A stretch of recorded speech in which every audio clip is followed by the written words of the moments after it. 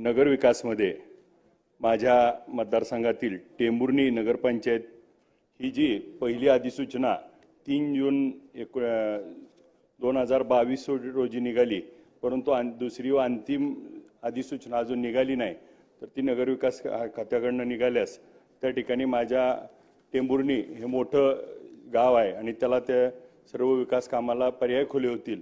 माढा नगरपंचायत होऊन देखील तिथं गेल्या 8-10 वर्षात जे म्हणावी तशी कामं झाली नाहीत। माढा नगरपंचायतच्या शहरामध्ये त्या ठिकाणी जिल्हा परिषदची मुख्य जागा आहे 15 एकरापेक्षा, आणि त्याला जर पेरिफेरियल आपण त्या ठिकाणी शॉपिंग कॉम्प्लेक्ससाठी निधी उपलब्ध करून दिला 2 मजली, तर त्या ठिकाणी व्यवसाय चालू होतील आणि त्या शाळेला कंपाऊंडचं पण काम होईल। त्या ठिकाणी आम्हाला राहणारे कर्मचारी जे आहेत त्यांच्यासाठी तिथं सोय नाही। कर्मचाऱ्याबरोबर तिथं आम्हाला माढा तहसील ऑफिसचं काम चालू आहे आणि त्या बिल्डिंगला 2 मजल्यासाठी 14 कोटी रुपये मंजूर झालेत।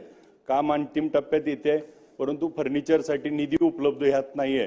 तो निधी उपलब्ध करून दिल्यास पुढच्या काळामध्ये ते काम अंतिम होऊन त्या ठिकाणी तहसील ऑफिस आता एका खाजगी शाळेच्या रयत शिक्षण संस्थेच्या कॉलेजमध्ये आता तहसील ऑफिस बसतंय आणि तहसीलाची अवस्था खूप बिकट आहे, त्यामुळे ते लवकरच चालू करण्यासाठी निधी उपलब्ध करून द्यावा।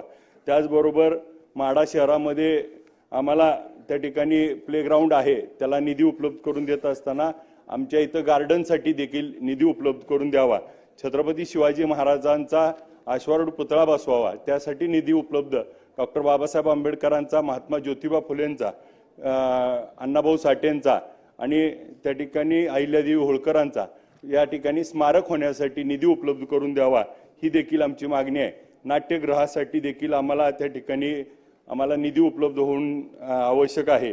त्याचबरोबर STPचा प्लांट त्या ठिकाणी केल्यास महाडेश्वरी आमच्या देवीच्या तीर्थक्षेत्रासाठी निधी उपलब्ध करून द्यावा। माढा शहरातल्या माझ्या शेजारी असलेल्या पंढरपूर नगरपंचायतीमध्ये त्या ठिकाणी एक खूप मोठा विषय आहे। तो असा विषय आहे की साहेब, त्या नगरपालिकेने गट नंबर 17 मध्ये एक आमच्या भागातली पंतप्रधान आवास योजना त्या ठिकाणी सुरू आहे आणि त्याला आर्थिकदृष्ट्या दुर्बल असणाऱ्या तर ती 36 कोटी रुपये 37 कोटी 86 लाख रुपयाची योजना, त्याला 11 कोटी 26 लाख रुपये मिळाले। 992 घरं त्या ठिकाणी होती, तर 988 लोकांनी 892 घरं होती, 988 लोकांनी त्या ठिकाणी अर्ज केले आणि बुकिंग अमाऊंट भरल्या। 2018 रोजी हे काम चालू झालं आणि 2021 पासून ते बंद आहे, त्यामुळं या लोकांना घरं मिळत नाहीत। या लोकांनी व्याजाने पैसे काढून त्या ठिकाणी भरलेत आणि